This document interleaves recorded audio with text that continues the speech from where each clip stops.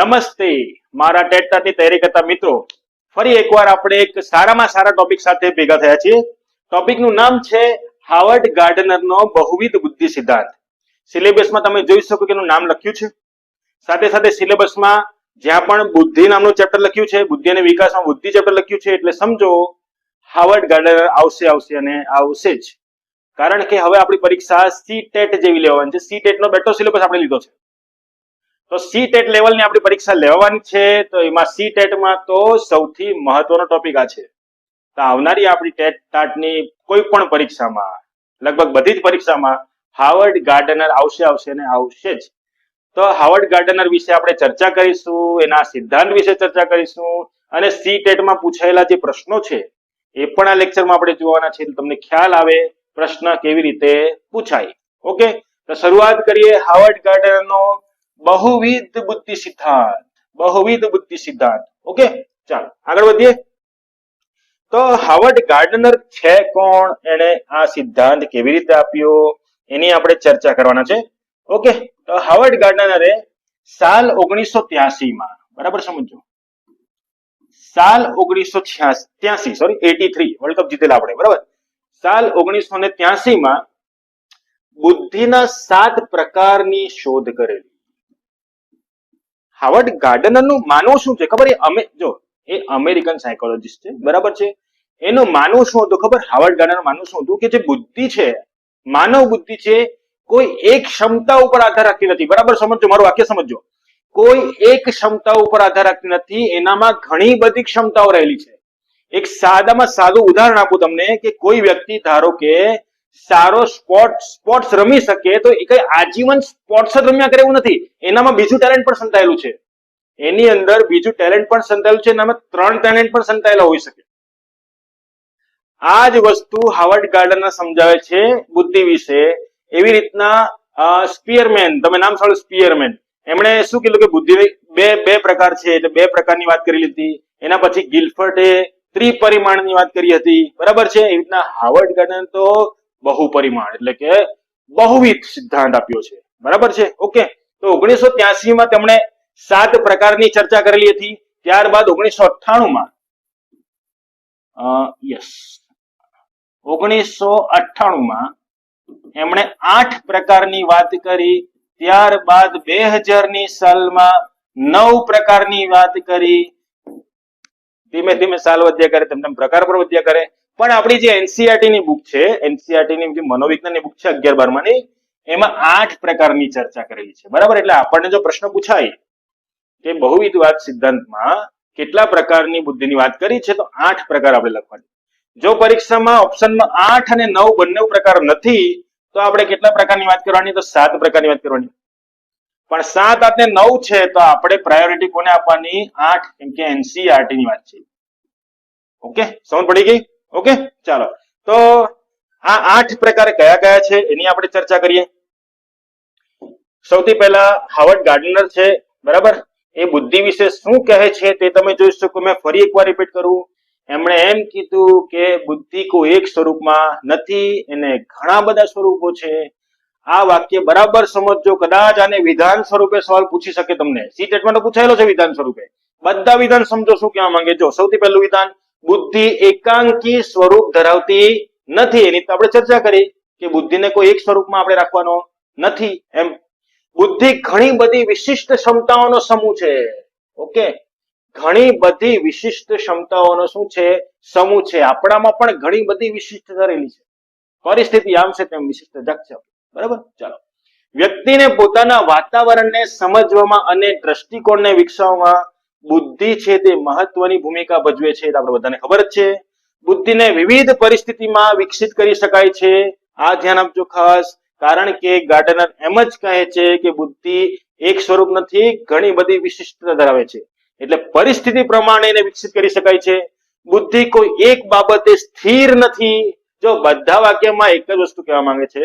આ બધા શું છે? વિધાન આપણને પૂછાઈ શકે, એટલે મેં તમને કહ્યું. બાકી આ બધા વાક્યોનું એક જ તારણ છે. મેં તમને પહેલું જ વાક્ય કીધું કે બુદ્ધિ એક સ્વરૂપી નથી, બહુ સ્વરૂપી છે. આમ, બરાબર. ઓકે, ચાલો. બુદ્ધિ કોઈ એક બાબતે સ્થિર નથી રહેતી, એ બહુવિધ છે. બુદ્ધિને કોઈ એક સમતલમાં બાંધી શકાતી નથી. બધા વાક્યો ચેક કરો, એનું છેલ્લું તારણ તો એક જ નીકળે છે. ઓકે, તો જે 8 પ્રકાર છે, 8 પ્રકાર કયા કયા છે એની આપણે ચર્ચા કરીએ. ચાલો 8 પ્રકાર સૌથી પહેલા ચર્ચા કરીએ. આ આપણી પાસે 8 પ્રકાર છે. ઓકે, આપણી પાસે 8 પ્રકાર છે. 8 પ્રકારના નામ યાદ રાખવાના છે આપણે બધાએ, કારણ કે એ નામ અને એની વિશેષતા એ પૂછાય પરીક્ષામાં. ચાલો, તો સૌથી પહેલા ભાષાકીય બુદ્ધિ છે, તાર્કિક બુદ્ધિ છે, અવકાશીય બુદ્ધિ છે, દૈહિક શરીર બુદ્ધિ છે, સાંગીતિક બુદ્ધિ છે, નૈસર્ગિક બુદ્ધિ છે, આંતરવૈયક્તિક બુદ્ધિ છે ને વ્યક્તિ અંતર્ગત બુદ્ધિ છે. આપણને આ બધા નામ જોઈને તેમ લાગશે આ બધું આ શું લાવ્યા, 8 નામ. લેક્ચર પૂરો થશે ને તમે ખાલી મનોમન યાદ કરશો ને આખો લેક્ચર તમને યાદ રહી જશે. જો આખો લેક્ચર તમને યાદ રહી જશે. ઓકે, ચાલો આ સર્કલ બતાવેલું છે. ટૂંકો પરિચય લઈ લઈએ, પછી આપણે ડિટેલમાં લઈએ. દાખલા તરીકે ભાષાકીય બુદ્ધિ. ભાષાકીય બુદ્ધિ એટલે મિત્રો એમ કહેવા માંગે કે એ વ્યક્તિની બુદ્ધિ ભાષા માટે ખૂબ સરળ રીતે બનેલી છે, એટલે કે એ વ્યક્તિમાં ભાષાનું નોલેજ ભરીને ભરેલું છે. દાખલા તરીકે લેખકની વાત કરીએ. લેખકમાં કેવી રીતે ભાષાનું નોલેજ પરફેક્ટ હોય, એના પાસે શબ્દ ભંડોળ હોય છે. હવે આપણે લેખકની જેમ નથી લખી શકવાના, સમજો. એટલે આપણામાં આ પ્રકારની બુદ્ધિનો વિકાસ જો છે ખરું ટેલેન્ટ, પણ એનો વિકાસ આપણે કરી શક્યા નથી એમ, જેવું લેખક કરી શકે. એટલે એક પ્રકાર તો આ થઈ ગયો કે ભાષાકીય બુદ્ધિ કે જેનામાં શબ્દ ભંડોળનું નોલેજ છે. ત્યારબાદ તાર્કિક ગાણિતિક બુદ્ધિ કે જેનામાં તર્ક, પ્રોબ્લેમ સોલ્યુશન, રીઝનિંગ, એની સામે તમે કઈ પણ પરિસ્થિતિ કે દાખલો મૂકી દો તો ફટાફટ એ જોઈને જવાબ આપી દેશે. તો એનામાં કયા પ્રકારની બુદ્ધિ વિકસિત થયેલી છે એમ કે ભાઈ, તો તાર્કિક બુદ્ધિ વિકસિત થયેલ છે. અવકાશીય બુદ્ધિ છે, અવકાશીય સ્પેશિયલ જો બરાબર. એટલે શું કે તમારી સામે કોઈ પરિસ્થિતિ ઉદ્ભવી છે, તેમાંથી નીકળવાનો તમે પ્રયત્ન કરો છો, એના માટેની બુદ્ધિ. દૈહિક શરીર ગતિલક્ષી. દૈહિક શરીર એટલે તમારા શરીરને સ્ટ્રેન્થ આપવાની. સ્પોર્ટ્સમેન, જો સ્પોર્ટ્સમેને પોલીસની ભરતી આવજો, પોલીસની ભરતી આવે, 5 કિલોમીટર દોડવું છે, એના માટે જે મગજથી બુદ્ધિથી તૈયાર થાય છે અને પોતાના શરીરને એવી રીતે ટેવડાવે છે, બરાબર છે. ઓકે, તેની વાત છે. સાંગીતિક બુદ્ધિ, સંગીતમાં પારંગત બને છે. નૈસર્ગિક બુદ્ધિ અને પ્રાકૃતિક બુદ્ધિ પણ કહેવાય. પ્રકૃતિ વિશે એને લગાવ છે. જો ઘણા બધાને અમુકને કેવું હોય, પ્રકૃતિ વિશે ખૂબ લગાવ હોય. ઝાડ એને કાપવાનું ત્યાં શરીર હલી જાય કે કેમ વૃક્ષને કાપ્યા છે, એને કચરા આજુબાજુ ગંદા જોઈને એને થાય કે આ બધું શું છે. એટલે ઘણા બધા લોકો પ્રકૃતિ પ્રેમી નીકળે છે, વૃક્ષ બચાવ આંદોલન કરે છે, બીચ જે છે તેને કચરો વળવા નીકળી જાય છે, બરાબર, સફાઈ કરે, પાણી બચાવે છે. બધાને આવા વિચાર નથી આવતા, બધા નથી વિચાર આવતા. ઓકે, ચાલો. ત્યારબાદ આ બે ખાસ આપણે પઢીશું ડિટેલમાં.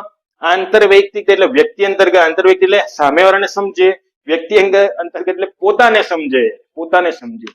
ઓકે, તો આ તો મેં ટૂંકો પરિચય તમને આપ્યો. હવે આપણે આને ડિટેલમાં જોશું, એના ઉદાહરણ પણ જોશું.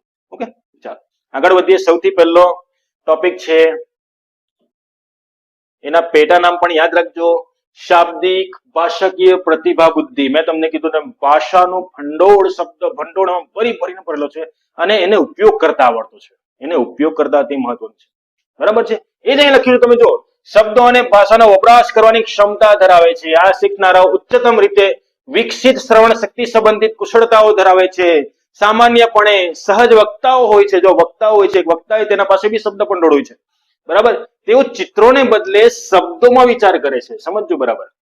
ઓકે, એક પરિસ્થિતિ તમને આપીને એક ક્વેશ્ચન પૂછે કે ભાઈ રમેશ છે તે ચિત્રને બદલે શબ્દોમાં વિચાર કરે છે, તો હાલમાં એની કઈ બુદ્ધિ વિકસિત થયેલી છે? ત્યારે આપણે યાદ રાખવાનું શાબ્દિક બુદ્ધિ અથવા તો એને કહેવાય ભાષાકીય બુદ્ધિ. આ ધ્યાન આપજો બરાબર. તેઓની કુશળતાઓમાં સમાવેશ થાય છે શું? તો સાંભળવું, બોલવું, લખવું, વાર્તા પઠન, સમજવું, ભણાવવું, આ બધી વસ્તુ એનામાં હોય છે. અને સૌથી મહત્વની વાત, સંભવિત કારકિર્દી એની કઈ હોય છે? તો કવિ, પત્રકાર, લેખક, શિક્ષક, વકીલ, રાજકારણી, અનુવાદક. આ એની સંભવિત કારકિર્દી છે. સીટેટમાં આવા સવાલ પૂછાય છે. જો સીટેટમાં કેવા સવાલ પૂછાય? કવિ, પત્રકાર, લેખક, શિક્ષક, વકીલ એ સંભવિત કારકિર્દી કઈ બુદ્ધિ વિકાસના દ્વારા બનાવે છે?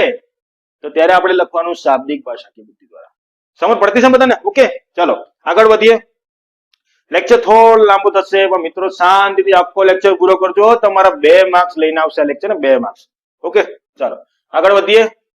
બીજો પ્રકાર જોઈએ તાર્કિક બુદ્ધિ. તાર્કિક બુદ્ધિની આપણે ચર્ચા કરી. તર્ક વિતર્ક રીઝનિંગ, એની સામે પ્રોબ્લેમ સોલ્યુશન મૂકો, ગણિતના દાખલા મૂકો, તરત જ ગણી કાઢશે. ઘણાનું રીઝનિંગ ખૂબ સારામાં સારું હોય છે અને ઘણાને રીઝનિંગમાં ટપ્પો નથી પડતો.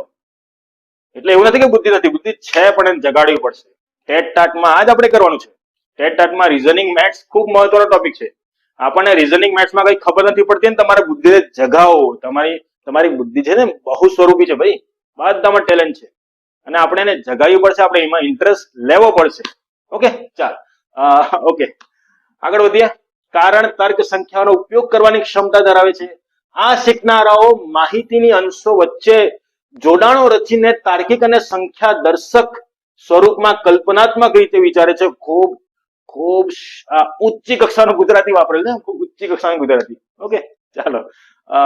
તેઓની કુશળતાઓમાં સમાવેશ કરે છે સમસ્યા નિવારણ, માહિતીનું વર્ગીકરણ, ટૂંકમાં સીધી વાત ભાઈ, રીઝનિંગ, મેથ્સ, ગાણિતિક ક્રિયાઓ એને ચુટકીમાં સોલ્વ કરી નાખે, બસ બીજું કઈ નથી. ઓકે, ચાલ. સંભવિત કારકિર્દી, અને કારકિર્દીમાં શું બની શકે?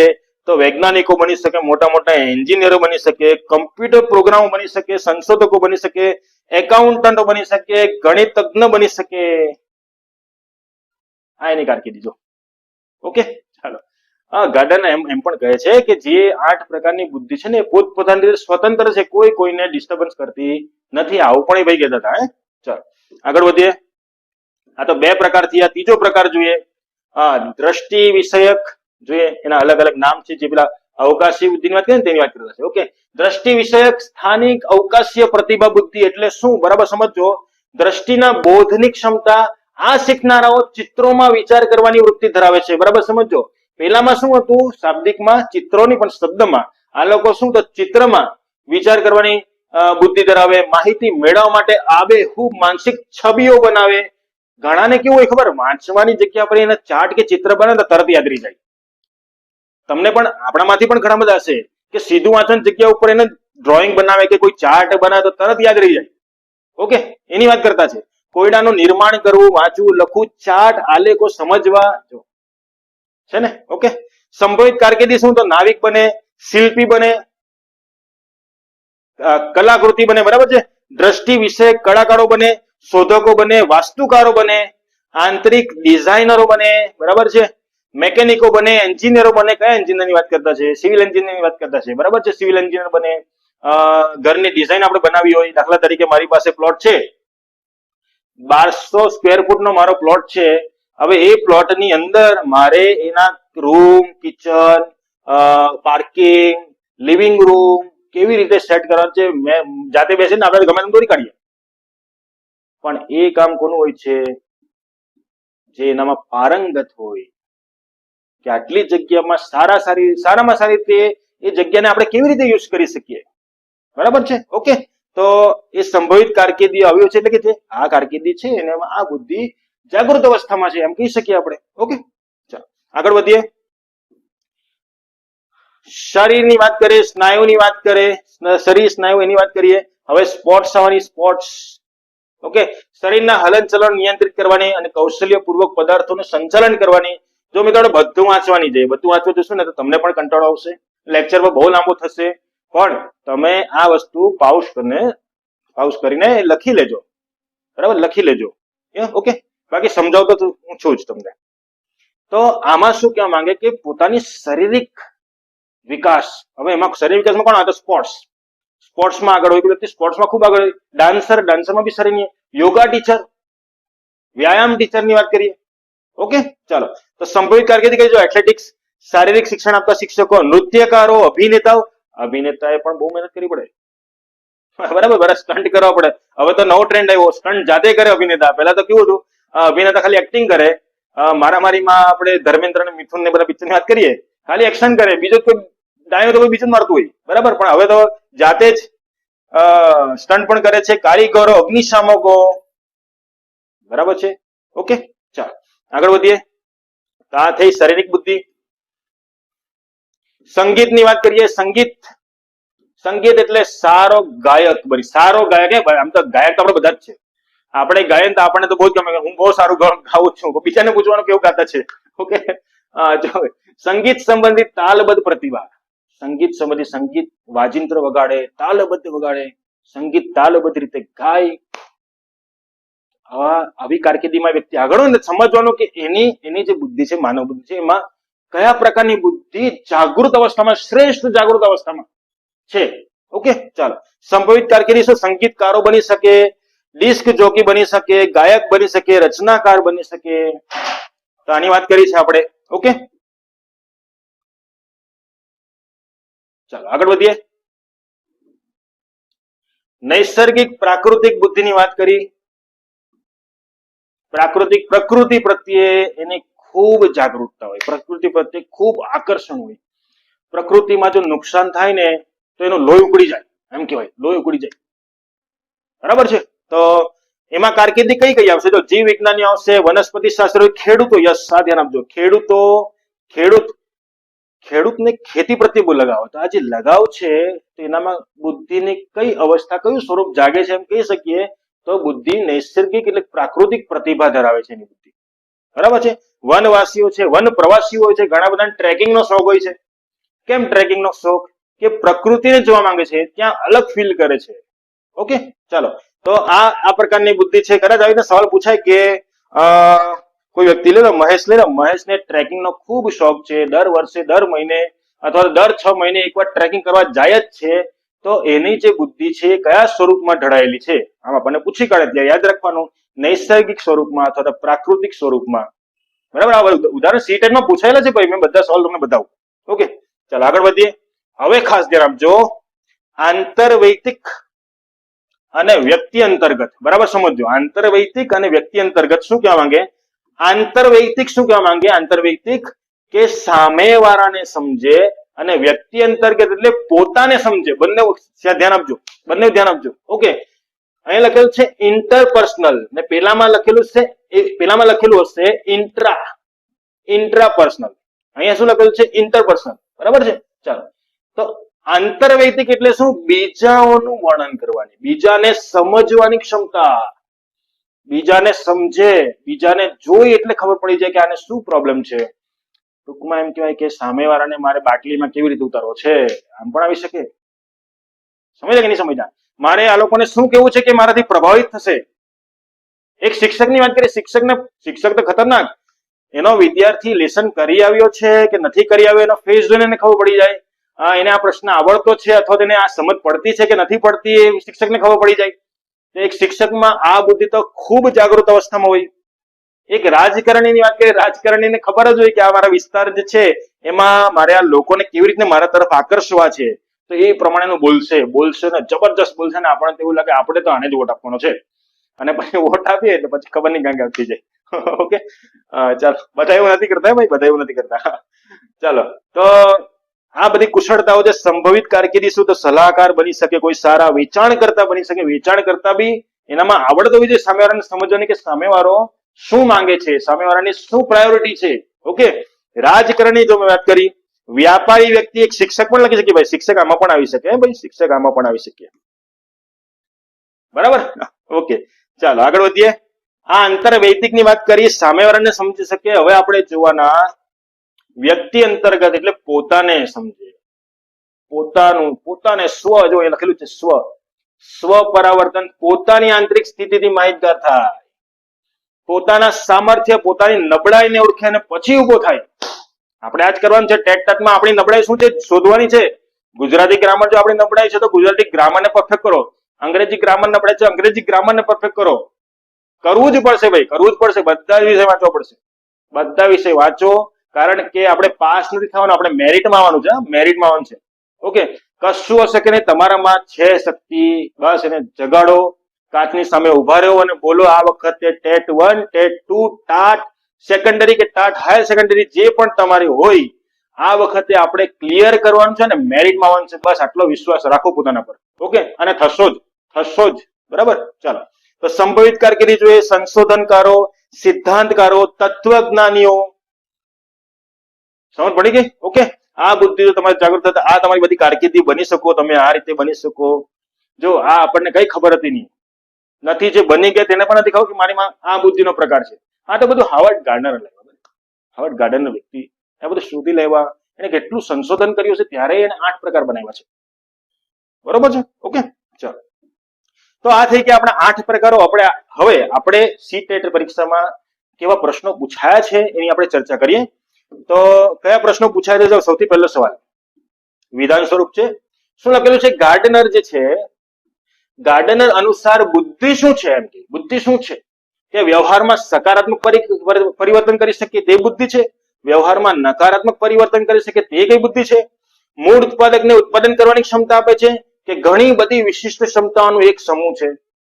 4 વાક્ય સમજીએ ને તેમાં છેલ્લું વાક્ય જો સમજ પડી ગઈ ને તો બાકીના 3 તો ભલે ને સમજાયા નહીં હોય તો એ પણ કાઢી નાખો. કારણ કે છેલ્લું વાક્ય શું બોલે? ઘણી બધી વિશિષ્ટ ક્ષમતાઓનું શું છે?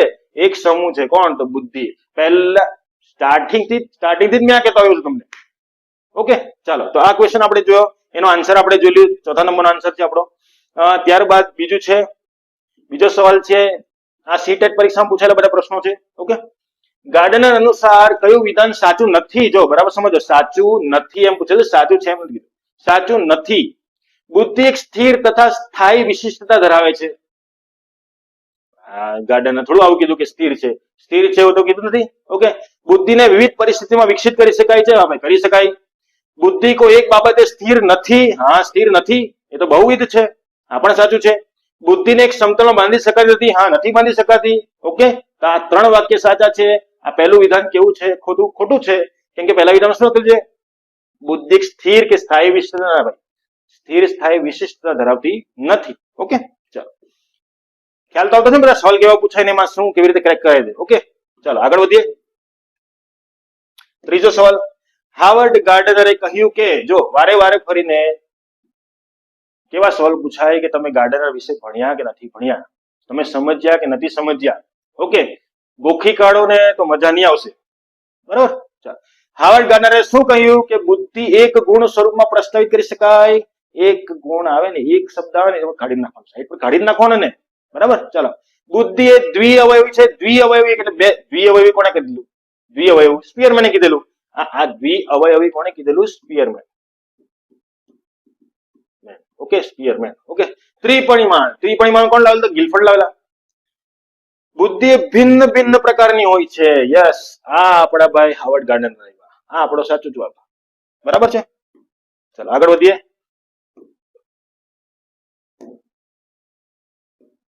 યસ, બીજાની ભાવના, મનોદશા, ઈચ્છાઓને સારી રીતે સમજી શકે તો તે કયા પ્રકારની બુદ્ધિ છે? જો આ સવાલ મેં તમને કીધું ને, પરિસ્થિતિ આપી દેશે ને કયા પ્રકારની બુદ્ધિ એમ પૂછી કાઢશે તો આપણને અહીંયા ખ્યાલ આવી જાય. હા, બીજાની ભાવના અને બીજાની મનોદશા સમજવા માટે જો સ્થાનિક અને પ્રાકૃતિકતા આવવાની નથી. બરાબર, સ્થાનિક અને પ્રાકૃતિકતા આવવાની જ નથી. આ બે તો નથી આવવાના. વ્યક્તિ અંતર્ગત અને આંતરવૈયક્તિક. જો આંતરવૈયક્તિક અને વ્યક્તિ અંતર્ગત ની વાત કરીએ તો જવાબ શું આવશે આપણો? તો આંતરવૈયક્તિક. એટલે સામેવાળાને સમજી શકે. વ્યક્તિ અંતર્ગત એટલે પોતાને સમજી શકે. એટલે આ સી પણ નહીં આવશે, એટલે કે ત્રીજો નહીં આવશે. કોણ આવશે? જવાબ આપણો ચોથો જવાબ આવશે. બરાબર છે. ચાલો આગળ વધીએ. ઘણા બધા સવાલ નથી, ઓછા જ સવાલ છે, મેં ઓછા જ લીધા છે. ચાલો, આ જ છેલ્લો સવાલ હતો. પણ આવા પ્રશ્નો પૂછાયેલા છે. આવા પ્રશ્નો આપણા ગુજરાત ટેટમાં પણ પૂછાશે એવી શક્યતા પૂરેપૂરી છે. કારણ કે સિલેબસ હવે સીટેટ જેવો થઈ ગયો. જો સીટેટ નું ગુજરાતી વર્ઝન, અમે સમજો ની સીધી વાત. પેપર એ લેવલના પૂછાવાના છે. એટલે લેવલ કોઈ એટલે હાઈ નથી, લેવલ ઈઝી છે, પણ થોડું સમજવું પડશે. ગોખેલું નહીં ચાલશે, એમસીક્યુ વાંચી જાવ તે નહીં ચાલશે, સમજવું પડશે. બરાબર છે.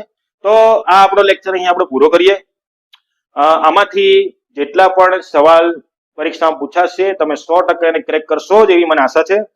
નેક્સ્ટ ટાઈમ આપણે બીજા સારામાં સારા ટોપિક સાથે ફરી આપણે મળીશું. ઓકે મિત્રો, જય હિન્દ.